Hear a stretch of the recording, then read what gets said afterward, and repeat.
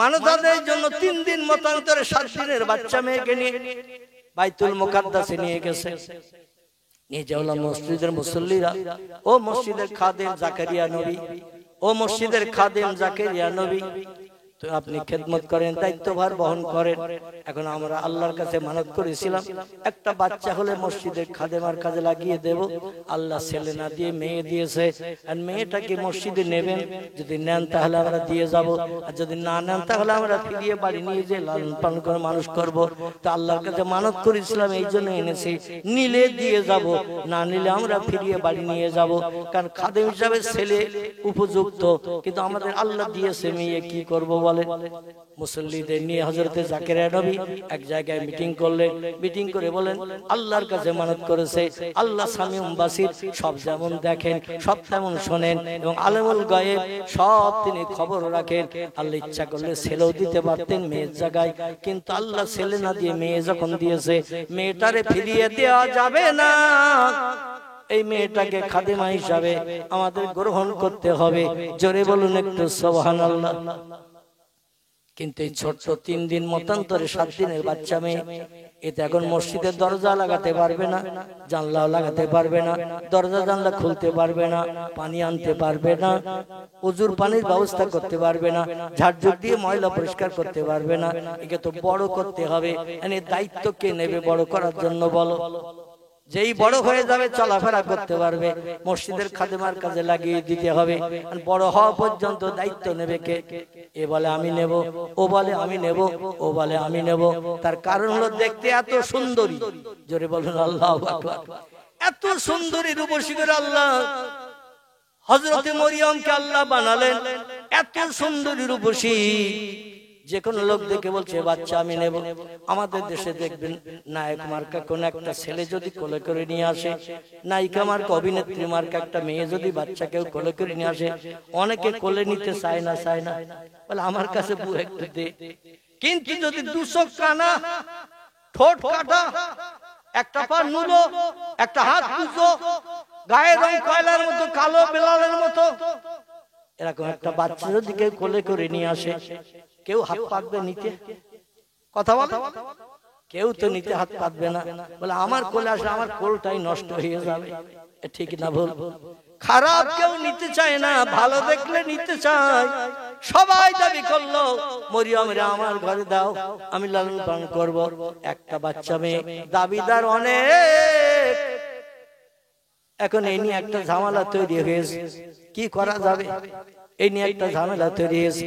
পয়গম্বর জাকারিয়া নবী বললেন একটা কাজ করলে কি হয়? বলে হুজুর বলুন কি করলে হয়? বলে এক কাজ করো, লটারি করো, আমাদের সবার নাম লিখে লটারি করো। লটারিতে যার নাম উঠবে সেই মরিয়মের দায়িত্ব পালন করবে। সবাই হই হই করে বলল এই যুক্তিটাই সঠিক। যার তকদির ভালো তার নসিবে মরিয়ম যাবে, তার ঘরে জান্নাতি শান্তি নেমে আসবে, জান্নাতি সুখ নেমে আসবে। মানে এত সুন্দরী মেয়ে, আর মানত করা, আল্লাহর কাছে মানত করা মেয়ে, যে ঘরে যাবে আল্লাহর রহমতের দরজা সে ঘরে খুলে যাবে, মানত বাস্তবে আদায় হয়ে যাবে। পরবর্তীতে বড় হয়ে গেলে এখন লটারি করা হোক, কৌটার ভিতরে কাগজের নাম লিখে লিখে মোড়ক করে করে কৌটার ভিতরে দিয়ে, কৌটাটা একটু নাড়াচাড়া দিয়ে, বড় মোটা কৌটা ভিতরে সকলের নাম লিখে কাগজ দিয়ে নাড়াচাড়া দিয়ে বলা হলো যে কাগজটা উঠবে প্রথম, সেই কাগজটা যার নাম উঠবে সেইভাবে মরিয়মের দায়িত্ব। বিসমিল্লাহ বলে কাগজ যেই তোলা হলো, দেখা গেল জাকারিয়ার নাম। কার নাম? পয়গম্বর জাকারিয়া নবীর নাম। ওরা বলল হুজুর হয়নি, দ্বিতীয়বার লটারি করতে হবে। উনি বললেন তাহলে সকলের নাম দিয়ে আবার করো। এবার সকলের নাম দিয়ে আবার করা হলো, করে বলা অন্য একজন তুলবে, আগে যে তুলেছিল সে না। তবে কাগজ উপর থেকে তুললে হবে না, মাঝখান থেকে তুলতে হবে। তলায় কিছু থাকবে, উপরে কিছু থাকবে, মাঝখান থেকে কাগজ টানতে হবে। জাকারিয়া নবী বললেন না আমি আঁকি, তোমরা যেটা সাব্যস্ত করবে সেটাই আমি মানতে রাজি আছি। ওরা মাঝখান থেকে একটা কাগজ ঘুরিয়ে নিয়ে মাঝখান থেকে একটা কাগজ টেনে তুললো। ভাইরা কাগজ যখন খুলে দেখা গেল এই কাগজে পয়গম্বর জাকারিয়া নবীর নাম। জাকারিয়া নবী বললেন মা তারাইয়া কি দেখলে তোমরা? বলে হুজুর আপনার নাম দেখছি। বলে তাহলে মেয়েটার দায়িত্ব আমার হাতে ছেড়ে দাও। বলে হুজুর লটারি এখনো সঠিক হয়নি। বলে তাই কি করা যাবে? বলে তৃতীয়বার আবার লটারি করতে হবে, যাচাই করে পরীক্ষা নিরীক্ষা করে যাচাই করে সঠিক ব্যক্তির হাতে দিতে হবে।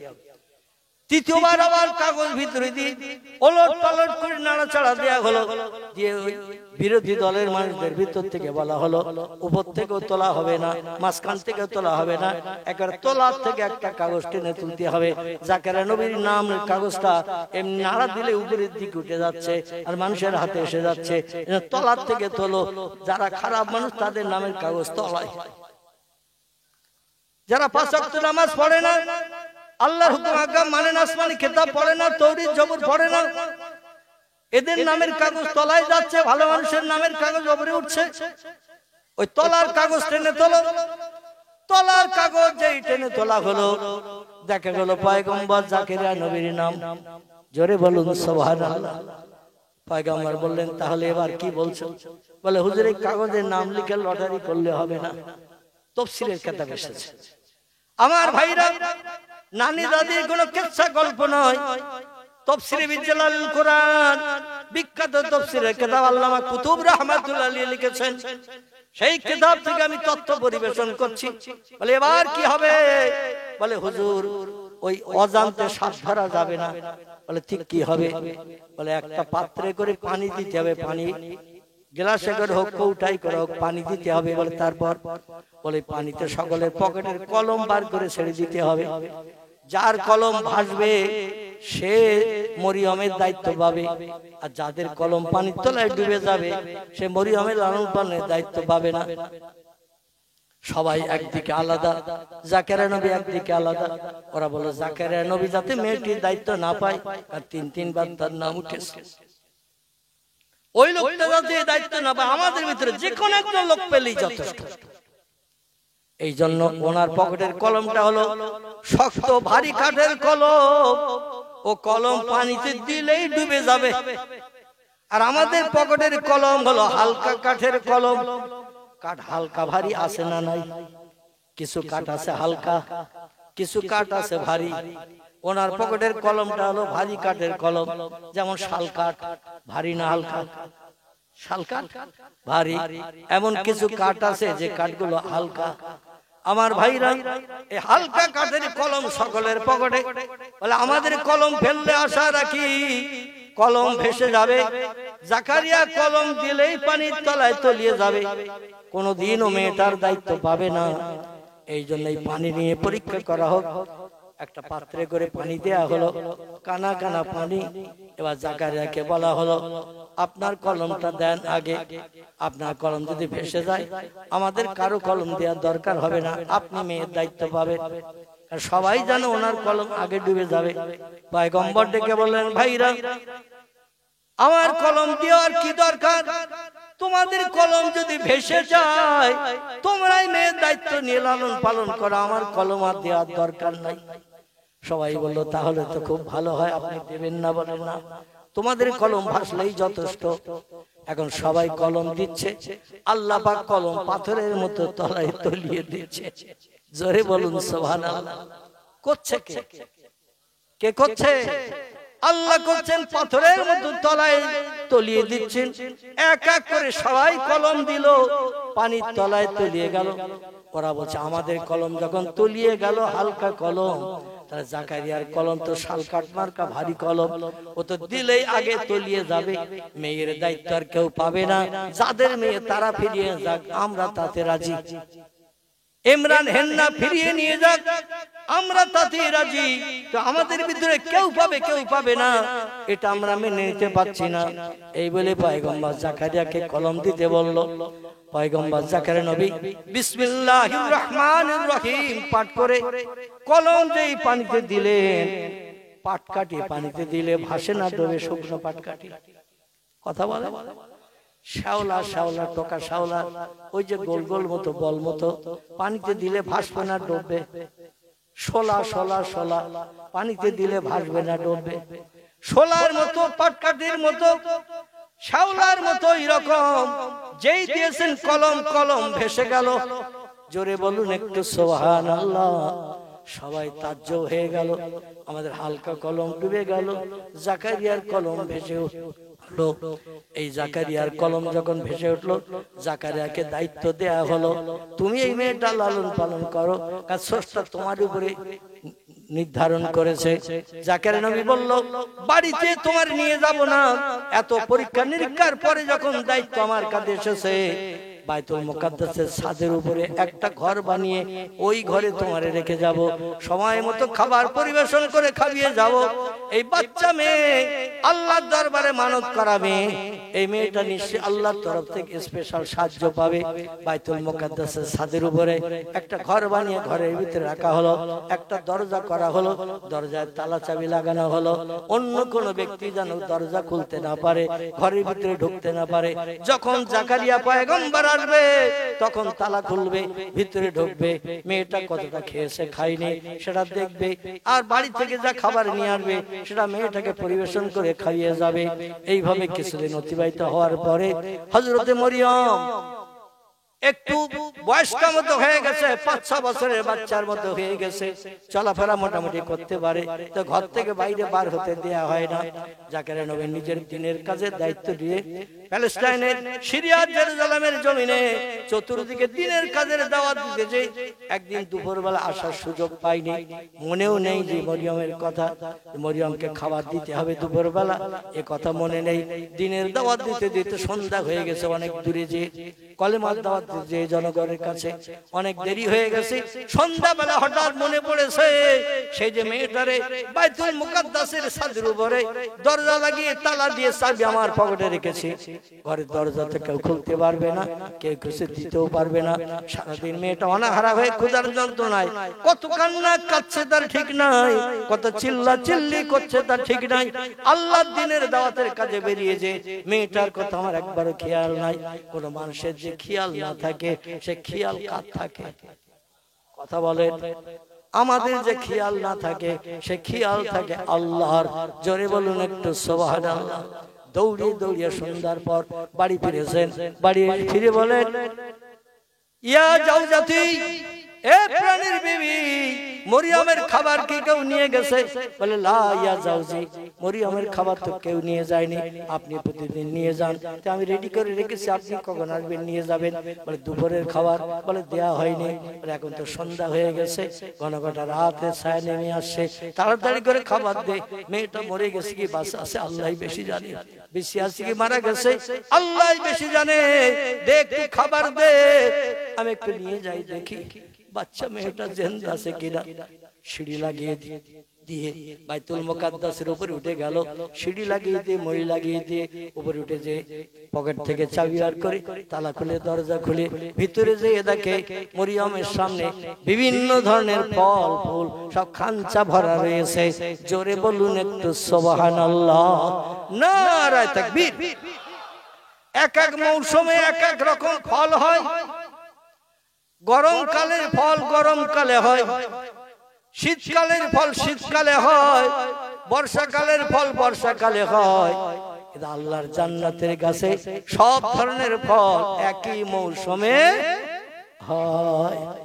আল্লাহ বলেন, ইযহাব ইয়া জিবরিল ইলা মরিয়ম, এ জিবরিল তাড়াতাড়ি করে পৃথিবী জমিনে যাবিলা দুনিয়া, পৃথিবীতে যা এবং মরিয়মের ঘরের ভিতরে ঢুকে যা, এই জান্নাতে খাবার নিয়ে মরিয়মের পরিবেশন কর। আমার পয়গম্বর জাকারিয়া আমার দিনের কাজে দূর দেশে চলে গেছে, মরিয়মের কথা খেয়াল নাই, এই জন্য দুপুরের খানা দিতে পারে নাই। আমার বান্দি মরিয়ম পয়গম্বরের মা হবে ভবিষ্যতে, আমি আল্লাহ না খাইয়ে মারতে চাই না। যা খাবার পরিবেশন করে আয়। সামনে বিরাট বড় খাঞ্চা, বিভিন্ন ধরনের ফল ফুল মিষ্টি মিঠাই সব রেডি। মরিয়ম খাওয়ার মতো খেয়েছে, বাকিগুলো সব রয়ে গেছে। হযরতে জাকারিয়া যা নিয়ে গেছে সে খাবারটা ওই খাঞ্চার ফলের কাছে তুচ্ছ, নগণ্য, খারাপ জিনিস। জোরে বলুন সুবহান। এই দৃশ্য দর্শন করে জাকারিয়া থ হয়ে গেছে। আল্লাহ কোরআনে জাকারিয়া যে কথা বলেছিলেন কোরআনে সে কথা কোট করে দিয়েছেন, কাইফা লাগে হাযা ইয়া মরিয়ম। এই কথাই বললেন হযরত জাকারিয়া, কোরআনে সূরা বাকারে আল্লাহ তত্ত্ব কোট করে দিয়ে দিয়েছে, কাইফা লাকে হাযা ইয়া মরিয়ম, এ মরিয়ম দরজা লাগানো, তালা লাগানো, এ ঘরে কেউ ঢুকতে পারে না, এত বড় খানচায় কোথা থেকে খাবার তুমি পেলে আমার একটু বলো। ক্বালাত মিন ইনদিল্লাহ, জোরে বলুন আল্লাহু আকবার। জাকারিয়া পয়গম্বরের কথার প্রতি উত্তর দিলেন মরিয়ম, বাচ্চা মেয়ে যে উত্তর দিলেন আল্লাহ কোরআনে সেটাও কোট করে দিয়েছেন। চিল্লায়ে বলুন একটু সুবহানাল্লাহ। জাকারিয়া যাই বললেন খাবার কোথা থেকে আসলো, কে তোমার পরিবেশন করলো? কাইফা লাগে হাজি ইয়া মরিয়ম। মরিয়ম তখন বলছেন ক্বালাত মিন ইনদিল্লাহ,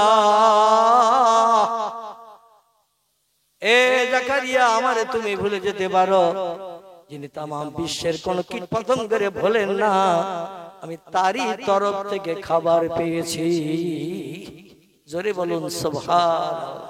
মানে খাবার আল্লাহর তরফ থেকে এসেছে। জাকারিয়া বললেন যাত্রার মতো বেঁচে গেছি, তাহলে আমি দুশ্চিন্তা থেকে মুক্ত হয়ে গেলাম, তোমার জন্য আমার চিন্তা করতে হবে না, আল্লাহর দ্বীনের কাজে আমাকে বেশি বেশি করে সময় দিতে পারবো। এইভাবে অল্প দিনে মরিয়ম লালিত বলে যে বড় হলো, যুবতী যখন হয়ে গেল, যুবতী হয়ে গেছে। মেয়েরা প্রতি মাসে 3 দিন মতান্তরে 4 দিন বা উর্ধ্ব সংখ্যায় 5 দিন বা 6 দিন পর্যন্ত নাপাকি থাকে। একে আরবি ভাষায় বলা হয় হায়েজ। কি বলা হয়? হায়েজ। বাংলা ভাষায় বলা হয় ঋতু, ইংরেজিতে বলা হয় মেন্স। কি বলা হয়? ইংরেজিতে বলা হয় মেন্স, আরবিতে কে বলা হয় হায়েজ, বাংলাকে বলা হয় ঋতুকাল। 3 দিন 4 দিন 5 দিন প্রাপ্তবয়স্কা মেয়েরা অসুচি থাকে, অপবিত্র থাকে, তাদের দেহ থেকে রক্ত নির্গত হয়। এই মরিয়ম যখন যুবতী হয়ে গেলেন, আমার ভাইরা সাবালিকা হলেন, মেয়েরা ওই সময় সাবালিকা হয় যখন থেকে ঋতুকাল শুরু হয়। আর পুরুষেরা শরীয়তের ফতোয়ার কিতাবের কথা বলছি, কিতাবের নাম হেদায়া, ফতোয়া দুররে মুহতার, ফতোয়া কাজী খান, ফতোয়া মহিদ, ফতোয়া আলমগীর, এমন করে বিভিন্ন ফতোয়ার কিতাবের ভিতরে লেখকেরা লিখেছেন ছেলেরা প্রাপ্তবয়স্ক হয় ওই সময় যখন স্বপ্ন দোষ হয়। কি দোষ? ঘুমিয়ে পড়ে স্বপ্ন দোষ হয়, এখান থেকে বালেগ। আর মেয়েরা বালেগা হয়, প্রাপ্তবয়স্কা হয় ওই সময় যেখান থেকে তাদের হায়েজ হয় বা ঋতুকাল শুরু হয়, এখান থেকে তারা প্রাপ্তবয়স্কা হয়। মরিয়ম আলাইহিস সালাম 3-4 দিন বাইতুল মুকাদ্দাসে আসেন। লোকজন বলে জর্জারি হলো নাকি, কি অসুস্থতা হলো নাকি, মসজিদে আসেন। খোঁজ নিয়ে দেখা গেল মরিয়ম সুস্থ আছে কিন্তু মসজিদে আসেন না। তার কারণ তিনি সাবালিকা হয়েছে, হায়েজ হয়েছে, দেহ নাপাক, এই জন্য মসজিদে ওঠেন না। 3-4 দিন পরে যখন হায়েজ সেরে গেল, খুব সংক্ষেপ কথা, দেখতে দেখতে অনেক লম্বা বক্তব্য রেখে ফেলেছি, আমি খুব সংক্ষেপ করে দিয়ে দোয়া করব আপনাদের নিয়ে। আমার ভাইরা, সুচিতা হওয়ার জন্য, নাপাকি দূর করে পবিত্রতা অবলম্বনের জন্য আল্লাহ বলেন ফাকসেলু, তোমরা তোমাদের দেহটা ধৌত করে নাও, নাপাকি দেহ পবিত্র হয়ে যাবে। দেহটা একেবারে আপাদমস্তক মাথা থেকে নিয়ে পা পর্যন্ত পানি ঢেলে দিয়ে ধৌত করো। শরীরে কোনো জায়গা যেন শুকনো না থাকে, পানি দিয়ে ধৌত করে নিলে নাপাক দেহ পাক হয়। আর যদি অজু নষ্ট হয়ে যায়, 4টি কাজ করতে হয়। কটি? 22 হয়ে গেছে, ঘুম থেকে উঠেছেন, অজু আর থাকলো না, নষ্ট হয়ে গেছে, আপনাকে আবার নতুন করে পবিত্র হতে গেলে, আপনাকে পবিত্র হয়ে কোরআন পড়তে গেলে, কোরআনে হাত দিতে গেলে, নামাজ পড়তে গেলে দেহটা পাক বানাতে হবে। তখন আপনাকে কি করতে হবে? আল্লাহ কোরআনে বলছেন ফাকসেলু ওয়াজুহাকুম ওয়া আইদিয়াকুম ইলাল মারাফিকি আমসাহু বিরুসিকুম ওয়া আরজুলাকুম ইলাল কাবাইন। জোরে বলুন একটু আল্লাহু আকবার। আল্লাহ বলছেন ঘুম থেকে যদি ওঠো, তোমার দেহে আর অজু থাকবে না, পেশাব যদি করো অজু থাকবে না, পায়খানা যদি করো অজু থাকবে না, এমন করে কোন দেহ থেকে রক্ত যদি নির্গত হয়ে যায় অজু থাকবে না, দেহ ফ্র্যাকচার হয়ে রক্ত নির্গত হলে অজু নষ্ট হয়ে যায়। এই সমস্ত কারণে আবার যদি দেহ পাক বানাতে চাও 4টি কাজ করে নাও। 4টি কাজ করে নাও। ফাকসেলু ওয়াজুহাকুম, প্রথমে তোমাদের মুখমণ্ডলটা পবিত্র পরিষ্কার পানি দিয়ে ধৌত করে নাও। ওয়াইদিয়াকুম ইলাল মারাফিকি, 2 হাতের কোণে পর্যন্ত পবিত্র পানি দিয়ে, পরিষ্কার পানি দিয়ে ধৌত করে নাও। 3 নম্বর আমসাহু বিরুসিকুম, মাথার চুলের উপর দিয়ে ঘাটটা ভিজা হাত একটু ঘাটটা মুছে করে নেবে মাথার চুল সমেত। এটা হলো 3 নম্বরের কাজ। 4 নম্বর হলো ওয়ারজুলাকুম ইলাল কাবাইর, 2 পায়ের গোছের উপর পর্যন্ত পানি দিয়ে ধৌত করে নাও। 4টে কাজ করলে, পেশাব করে আসার পরে এই 4টে কাজ করলে তুমি পবিত্র হবে। পায়খানা করে এসে এই 4টে কাজ করলে পবিত্র হবে। ঘুম থেকে উঠে এই 4টে কাজ করলে পবিত্র হবে। এছাড়াও শরীয়তের মসলা মশালে মুফতিগণ, ফতোয়াদারগণ, ইমামেরা আরো বাড়তি কিছু তত্ত্ব দিয়েছে। নাকের ভিতরে পানি দেওয়া, গালে কুলি করা, তো কোরআনের ভিতরে এই তত্ত্ব লেখা নাই। কোরআন মোট 4টে কাজের কথা বলেছেন। একটা হলো মুখমণ্ডল ধোয়া, 2 নম্বর হলো 2 হাতের কনুই পর্যন্ত ধোয়া, 3 নম্বর হলো মাথা মুছে করা ভিজে হাত দিয়ে, মাথা চুলের উপর দিয়ে ঘাটটা মুছে করা, 4 নম্বর হলো পায়ের গোছের উপর পর্যন্ত ধোয়া। 4টে অঙ্গ প্রত্যঙ্গ ধুয়ে নিলে আপনার নাপাক দেহ পাক হবে। জোরে বলুন একটু সুবহানাল্লাহ। আমার ভাইরা, মরিয়ম পবিত্র হওয়ার জন্য, গোসল করার জন্য গোসলখানার ভিতরে ঢুকে গেছেন। কাপড় দিয়ে ঘেরা, পর্দা ফুসি দেওয়া গোসলখানা, দরজা লাগানো গোসলখানা। কেতাবে লেখা হয়েছে দরজা লাগানো গোসলখানা, ভিতরে যে দরজা সিটকিল লাগিয়ে দিয়েছে, বাইরের কোন লোক যাতে ঢুকতে না পারে। কারণ 3-4 দিন তিনি নাপাকে অস্বস্তিতে ছিলেন। এবার পবিত্র হবেন এই চিন্তা ভাবনা নিয়ে নিজের দেহটা সাবান দাবান দিয়ে পরিষ্কার পরিচ্ছন্ন করে ধৌত করছেন। ধৌত করার পরে বাইতুল মুকাদ্দাসে যাবেন খাদেমাগিরির কাজ করতে। জোরে বলুন সুবহানাল্লাহ। গোসল করতে করতে অঙ্গ প্রত্যঙ্গের কাপড় কিছু আলগা করে ফেলেছেন, সাবান টাবান মাখছেন, ধৌত করছেন। কারণ একাই আছেন গোসলখানার ভিতরে, দরজা লাগানো। ওই গোসলখানা আর কোনো জানলা নাই, দরজা নাই, বাইরের থেকে কেউ কোনো কিছুই দেখতে পাবে না। এই রকম ঘরের ভিতরে তিনি একটু গায়ের কাপড় বসন একটু আলগা টালগা করে সাবান টাবান মাখছেন, পানি দিয়ে ধৌত করছেন। হঠাৎ করে দরজার দিকে লক্ষ্য করে দেখে দরজার পাশে, দরজার এক সাইডে দাঁড়িয়ে আছেন একটা যুবক। কি দাঁড়িয়ে আছে? একটা যুবক দাঁড়িয়ে আছে। এই যুবক হলো ফারসালনা ইলাইহা রূহানা ফাতামাসসালা লাহা বাশারান সাবিয়া। জোরে বলুন আল্লাহু আকবার। আল্লাহ কোরআনে তত্ত্বকট করে দিয়ে দিয়েছেন, আমার ফেরেশতা জিবরিল আমিনকে যখন কোন কাজের প্রয়োজন হয় আমি সেখানে জিবরিলকে পাঠাই। তবে জিবরিল যখন তখন যে কোনো রূপ ধারণ করে কাজ আদায় করতে যায়।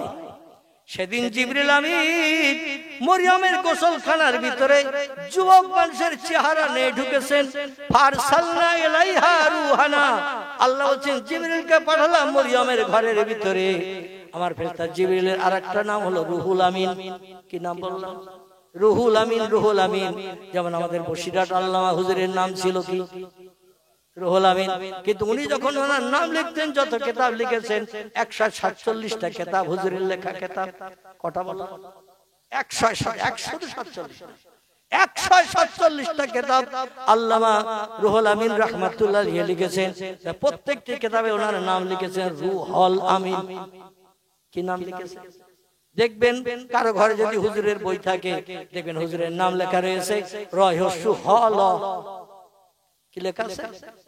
রয়হসু হল, রুহুল আমিন। কিন্তু আমরা সাধারণ মানুষ ডাকি রুহুল আমিন। ঠিক বললাম না ভুল বললাম? আল্লামা রুহুল আমিন বলি না। এই রুহুল শব্দটি হলো জিবরিল আমিনের নাম। আল্লামা হুজুর বলেন জিবরিলের দাম কোটি কোটি গুণে মানুষের থেকে বেশি। কারণ আল্লাহ সবথেকে বড় ইবাদতকারী বান্দা। তার নামের সঙ্গে আমার নাম রাখলে মানুষেরা হয়তো আমারে ওই নাম ধরে ডাকবে, জিবরিল আমিনের নামের মর্যাদা নষ্ট হবে। এজন্য নামটা একটু ঘুরিয়ে লিখেছেন রুহুল আমিন। কি লিখেছেন? রুহুল আমিন।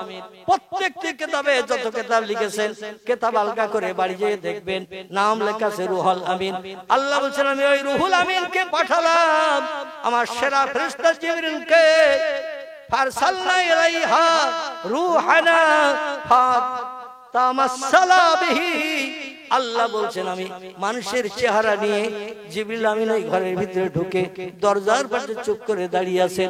হযরত মরিয়ম গোসল করতে করতে সাবান মাখামাখি করতে হঠাৎ দরজার দিকে ফিরে তাকিয়ে দেখে একজন যুবক ব্যক্তি দাঁড়িয়ে মরিয়মের দিকে ফিরে রয়েছে। আচ্ছা লজ্জা লাগবে না? লাগবে না? দেহের অঙ্গ প্রত্যঙ্গ আলগা টালগা করে একটু সাবান টাবান মাখছে, ঘরের ভিতরে একা।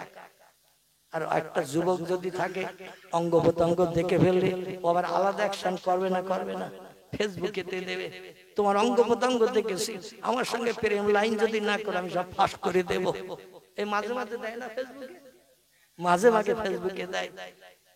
কারণ টয়লেটে বাথরুমে পায়খানা করতে ঢুকেছে, ছোট একটা জানলা যদি থাকে ওই জানলা দিয়ে কেউ ক্যামেরা বসিয়ে রেখেছে, কিভাবে উলঙ্গ হয়ে পায়খানা করছে না করছে অঙ্গ প্রত্যঙ্গ সব ক্যামেরায় উঠে গেছে। পরে ওই মেয়েটারে দেখিয়ে দিচ্ছে এই দেখো তোমার চেহারা। ও বলে কি সর্বনাশী, কোথায় পেলি? কোথায় পেরেছি তা বলবো না, ও আসলে ছোট জানলা ছিল একটা বাথরুমের, ওই জানলায় বসিয়ে রেখেছে ক্যামেরা বাথরুমে ঢোকার আগে, আর সব ফটো উঠে গেছে।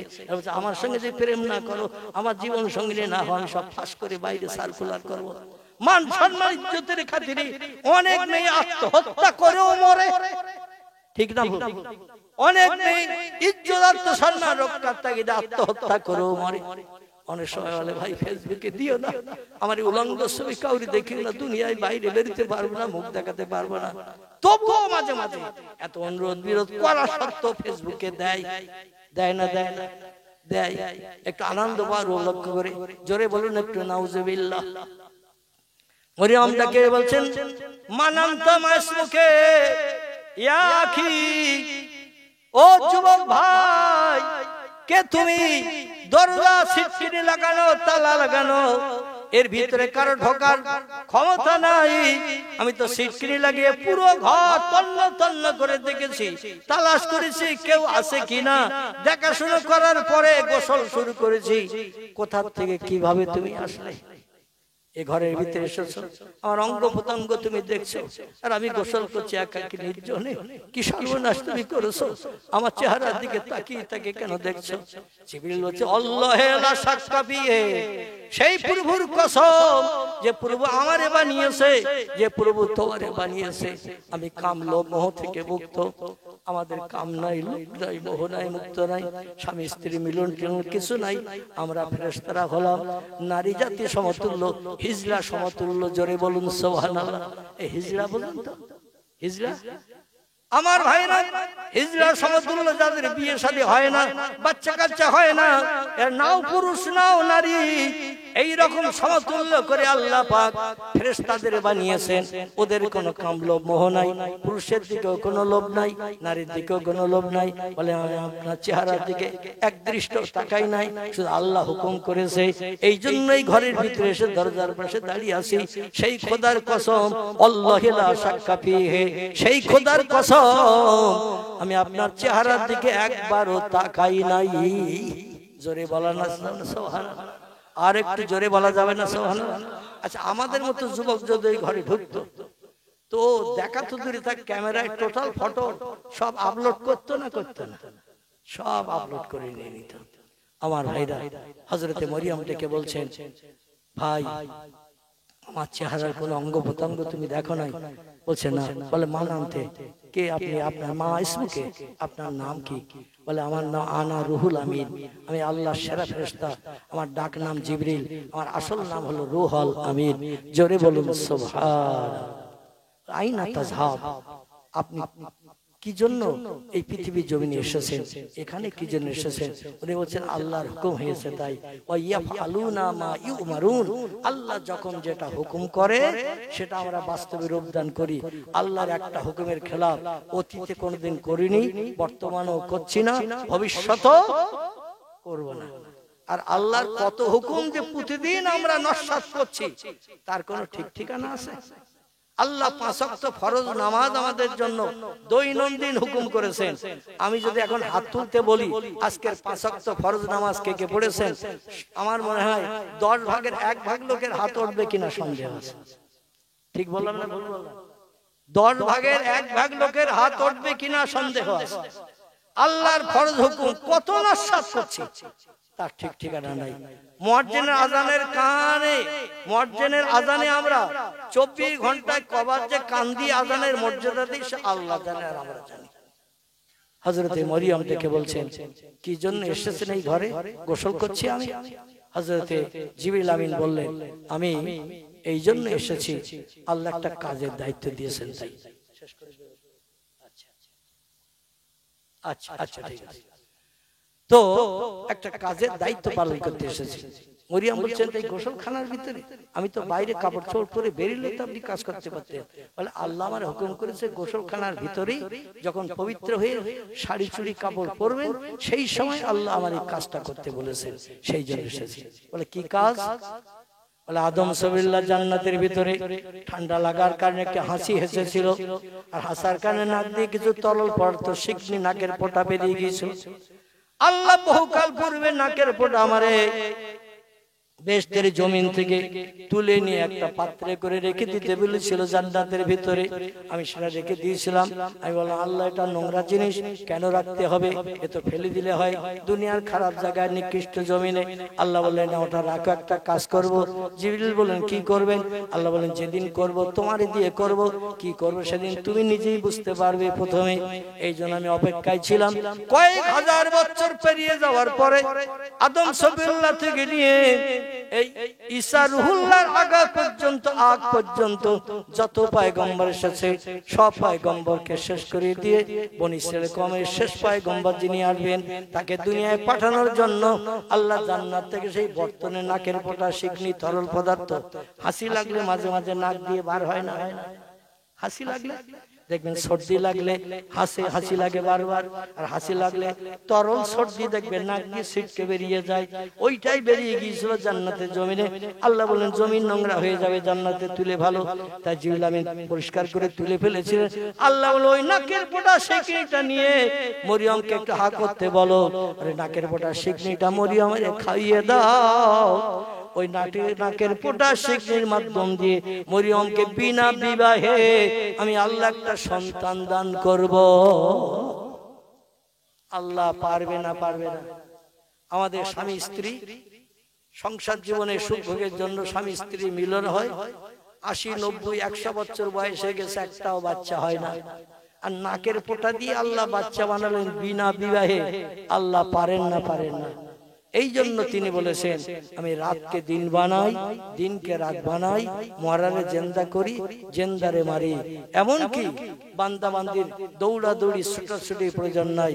ও তার জুকু মান্তা সাউ বেগয়রে হিসাব, রিজিকের মালিক আমি আল্লাহ। ও বান্দা দৌড়াদৌড়ি ছুটাছুটি করতে হবে না, আমার ওরে তাক্কাল করো, ভরসা করো। ঘরের বারান্দায় বসিয়ে বসিয়ে আমি তাজা তাজা ফল, দামি জান্নাতি নেমত, হালুয়া পোলা, গোশত রুটি তোমারে দেব। নবী বলছেন মান কানা লিল্লাহ, যে লোকটি আল্লাহর হয়ে যায়, কানা আল্লাহু লাহু, আল্লাহ তার আপন হয়ে যায়। আমার ভাইরা একটু আল্লাহর আপন হওয়ার জন্য, আল্লাহর সঙ্গে সম্পর্ক গাঢ়তর তৈরি করার জন্য আমি অনুরোধ করি আজকের মতো এখানে আমার বক্তৃতার ইতি টানছি। আপনারা সকলে বিসমিল্লাহ সহ সূরা ফাতিহা আলহামদু শরীফ একবার, সূরা ইখলাস কুল আল্লাহ শরীফ 3 বার, কয়েকবার একটু দরুদ শরীফ পড়ে নেন। আমাদের কারো বাপ, কারো মা, দাদা দাদি, আপনজন, আত্মীয় স্বজন যারা নীরব নগরে অন্ধকার কবরে আছে তাদের জন্য একটু মাগফিরাত কামনা করব। সূরা ফাতিহা আলহামদু শরীফ একবার, সূরা ইখলাস কুল আল্লাহ শরীফ 3 বার, কয়েকবার একটু দরুদ শরীফ পড়ে নেন। বিসমিল্লাহির রহমানির রহিম। বিসমিল্লাহির রহমানির রহিম। বিসমিল্লাহির বিসমিল্লাহির আল্লাহুম্মা সাল্লি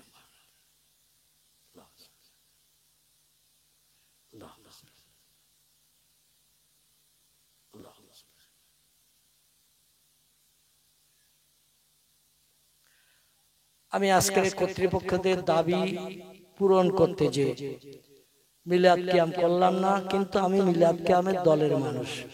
কিয়াম করাটা হলো মুস্তাহাসান জিনিস, করলে সব, না করলে পাপ নাই। এলাকার অধিকাংশ মানুষ হয়তো মিলাদ কিয়াম করেন না, আর এলাকাটাই আমার আশা হয়নি জীবনে।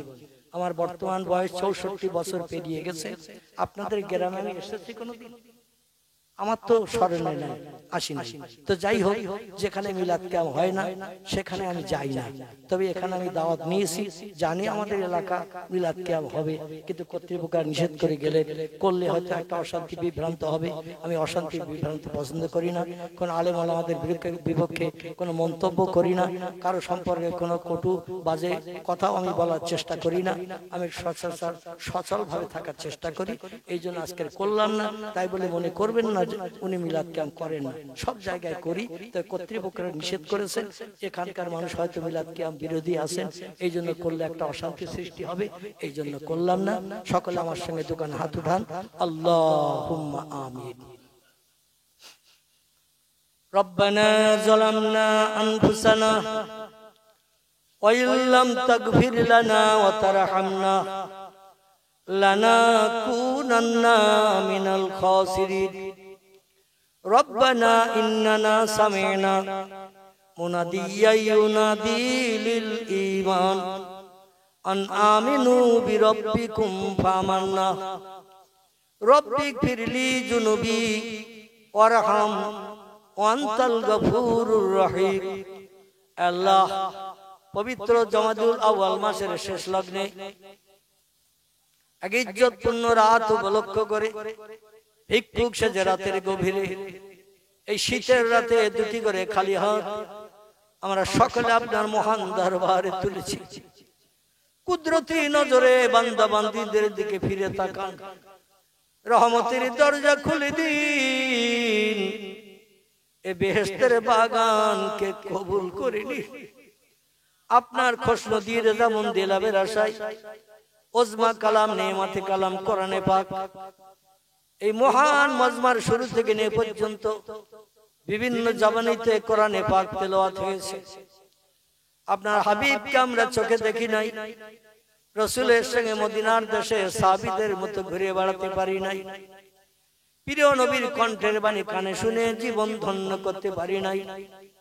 রাসূলের নাম মুহাম্মদ, মুহাম্মদ সাল্লাল্লাহু আলাইহি সাল্লাম এই বাংলার জমিনের শেষ প্রান্ত থেকে আমরা শুধু হাওয়ার মাধ্যম দিয়ে কানে শুনি। আল্লাহ, রাসূলের মহব্বত, প্রেম, ভালোবাসার রক্ষার্থে দোয়া, দরুদ, সালাম, জিকির, আজকার যা কিছু করা হয়েছে কবুল করুন।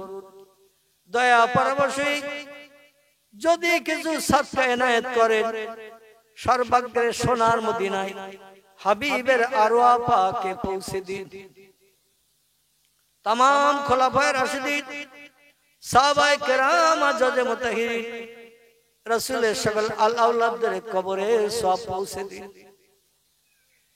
বাবা আদম, মা হাওয়া থেকে নিয়ে ঈসা রুহুল্লাহ পর্যন্ত সকল নবী আম্বিয়া তাদের বিবিদের কবরে সওয়াব পৌঁছে দিন। পীরানে বীর দস্তগীর মহিউদ্দিন আব্দুল কাদের জিলানী হুজুর থেকে নিয়ে সময় পর্যন্ত যত ওলিয়া উলিয়া, গাউস, কুতুব, নকিব, আবদাল, শহীদ, সোহাদা, হাজী, গাজী, সুফি, দরবেশ, ইমানদার, মুমিন, মুসলমান নরনারী, অন্ধকার কবরে যারা ধরাশায়ী হয়ে আছে, সকলের কবরে তওবাটুকুন পৌঁছে দিন। আপনার तमाम প্রেমিক প্রেমিকা, মাহবুব মাহবুবা, বান্দা বান্দীদের খাস রুহানি দোয়া রসিলা করে আমরা যারা দোকানা করে হাত তুলেছি, কেহ বা আব্বাকে হারিয়েছি, কেহ বা জনম দুঃখিনী মাকে কবরস্থ করে চিরদিন বলে গেছি, বাপ হারা মা হারাইতি, আব্বা বলে ডেকে জীবনের স্বাদ মিটাতে পারি না, মায়ের চাঁদ মুখ দেখে নফল কবুল হজের সওয়াব নসিবে করতে পারি না। আমাদের ভবিষ্যতের উন্নতির চিন্তা ভাবনা করতে যে কত নামাজ তারা কাজা করে ফেলেছে, শরীয়তের কত খেলাফ কাজ হয়তো করে বসেছে, কত মিথ্যা কথা বলেছে, কত চুরি করেছে। আমাদের লালন পালন করতে যে আল্লাহ তোমার ভয় তাদের হৃদয়ে ততটা তৈরি করতে পারে নাই। আজরাইল ডাক দিয়েছে, জায়গা জমি ঘর বাড়ি অর্থ সম্পদ সব আমাদের জন্য ফেলে রেখে অন্ধকার কবরে তারা হাজির দিয়েছে। আল্লাহ কি হালাতে আছে আমরা দেখতে পাই না, আমাদের সেই কান্নাই শুনতেও পাই না। অপরাধের কারণে যদি কবরে আযাব হয়ে থাকে, আল্লাহ সৎ সন্তান শুধু দুখানা করে হাত রাতের গভীরে তুলেছে, আমাদের হাত দুখানা কবুল করে নিন। আমাদের পিতা মাতার কবর দুখানাকে জান্নাতের বাগান বানিয়ে দিন, জান্নাতি নাজনেমাত কবরে চালু করে দিন। পরীক্ষকদের প্রশ্নোত্তর আসানির সঙ্গে জবানে চালু করে দিয়ে ইমানদার মুমিন মুমিনা নরনারীর খাতায় নাম নথিভুক্ত করুন। আমাদের দাদা দাদি নানা নানি খালা খালু ফুবু ফুবি পিতার কুল মাতার কুল শ্বশুর কুল শাশুড়ি কুল রক্তের সঙ্গে সম্পর্ক নিয়ে আপনজন আত্মীয় স্বজন যে যেখানে কবরস্থ হয়ে আছে আল্লাহ সকলের কবরে সওয়াব পৌঁছে দিয়ে মৃত আপনজনদের রুহানি দোয়া আমরা যারা জিন্দা সন্তান বেঁচে আছি আমাদের সকলের জন্য নসিব করুন। আল্লাহ এই গ্রাম থেকে আসমানি বালা আসমানে উঠিয়ে নিন, জমিনের বালা জমিনের তলায় দাফন করে দিন। সকল গ্রামবাসীদের ব্যবসায় কারবারে চাষে বেশি বেশি করে বরকত দান করুন। সকলে হাড়িতে দানায় দানায় উন্নতি দিন। আল্লাহ সকলের কারবারে বেশি বেশি করে বরকত দান করুন। এক অন্নভুক্ত যত মানুষ সংসারে আছে সকলকে সুখী জীবন গঠন করে বসবাসের তৌফিক দান করুন। যারা ঋণগ্রস্ত দেনদার আছে আল্লাহ সকলে ঋণ দেনা থেকে মুক্তি দিয়ে মুখে হাসি ফুটিয়ে দিন। রব্বুল আলামিন আমাদের একদিন এই দুনিয়ার মোহমায়া ছেড়ে অন্ধকার কবরে হাজির দিতে হবে। মরণের দিন জুমার দিন জুমার রাত কিংবা রমজান মাস আমাদের জন্য নসিব করবে। যদি তকদিরে না জোটে আল্লাহ তোমার হাবিবের ইন্তেকালের দিন সোমবার আমাদের কাউকে যারা বঞ্চিত করিও না। নবীর জীবনের শেষ সুন্নত মরণের দিনটি আমাদের জন্য মরণ নসিব করিয়ে কবরে হাজির হওয়ার তৌফিক দান করিও। আয় রব্বুল আলামিন মরণের জাকানদানি কষ্টের সময় তোমার নবী বলেছেন মরণের জাকানদানি হলো হক, মরণের জাকানদানি হলো সত্য। প্রত্যেকটি মানুষের নসিবে মরণের কষ্ট হবে, কম বেশি সকলের হবে। এই সময় আমরা মরণের কষ্টে পতিত হয়ে আল্লাহ তোমার একত্ববাদের ভাষা জানো না বলি আমাদের জবান দিয়ে আসানের সঙ্গে জারি করে দিও তোমার পবিত্র আরশ পাকের ভাষা কলেমা শরীফ আমাদের সকলের জবানে চালু করে জারি করিয়ে ইমানদারের খাতায় নাম নথিভুক্ত করিয়ে হাসরের মাঠে তোমার হাবিব যেখানে দাঁড়ানো থাকবে নবীজির পিছনে দামান ধরে আমাদের সকলকে দাঁড়ানোর তৌফিক দান করিও। আল্লাহ জলসা কমিটির যুবকদের তুমি কবুল করে নাও। আল্লাহ এদের পাঁচ ওয়াক্ত নামাজি বানিয়ে নাও, ইসলাম শরীয়তের পূর্ণ পরিপন্থী পায়বন্দি করে নাও। আল্লাহ নবীর সুন্নত বাস্তবে রূপদান করে রাস্তাঘাটে পথে চলতে পারে এ তৌফিক দান করিও। জলসা দিয়েছে আগামীকাল সকাল বেলা শয়তান উচ্চার হয়ে না ঘরে নবীর মহব্বত নবীর প্রেম ভালোবাসা সকল যুবক ভাইদের পাড়া প্রতিবাদী হৃদয়ে বেশি বেশি করে তৈরি করে দাও। সুবহান রাব্বিকা রাব্বিল ইজ্জাতি আম্মা ইয়াসিফুন ওয়া সালামুন আলাল মুরসালিন আলহামদুলিল্লাহি রাব্বিল আলামিন বেহুরমতে হাজিহিল কালিমাতুত তাইয়্যিবা লা ইলাহা ইল্লাল্লাহ লা ইলাহা ইল্লাল্লাহ লা ইলাহা ইল্লাল্লাহ মুহাম্মাদুর রাসূলুল্লাহ। আসসালামু আলাইকুম ওয়া রাহমাতুল্লাহি ওয়া বারাকাতুহু। যুবক ভাইরা কিছু তাবারুকের ব্যবস্থা করেছেন, কেউ ওঠাউঠি করবেন না, দৌড়াদৌড়ি করবেন না, সকলে ধীরস্থির ভাবে কাতারে লাইন দিয়ে বসে পড়ুন যাতে জলসা কমিটির যুবক ভাইদের তাবারুক পরিবেশন করতে সুবিধা হয়। সকলে কাতার দিয়ে বসে পড়ুন। রাস্তাঘাটে আশেপাশে যারা আছে